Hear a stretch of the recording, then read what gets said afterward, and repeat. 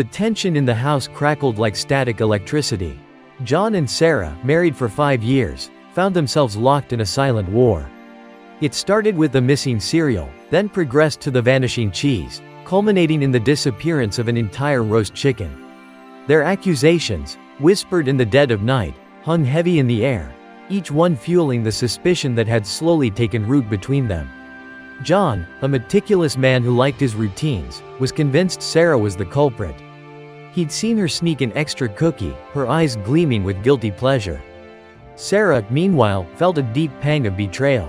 John, the man who claimed he couldn't even open a bag of chips without her help, was now accusing her of stealing food.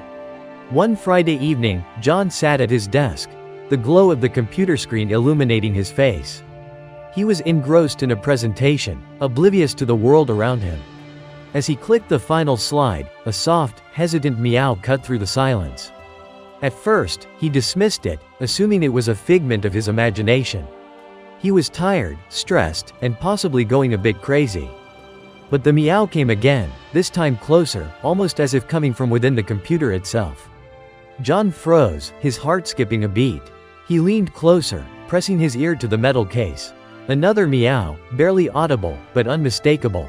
He carefully pulled the computer lid open, his eyes widening in disbelief.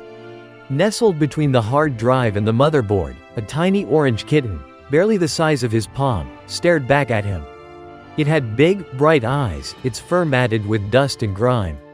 The kitten chirped, a soft, pleading sound that tugged at John's heartstrings. The shock of the discovery melted the tension that had been building for weeks. John's mind raced. How had the kitten gotten in? Why was it sleeping inside his computer?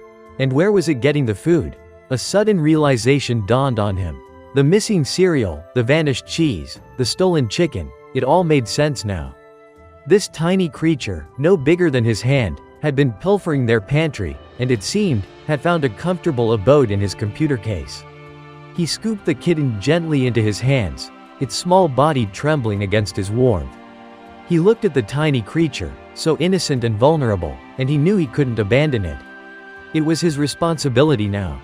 John took the kitten to the vet, who confirmed it was healthy, just a bit undernourished.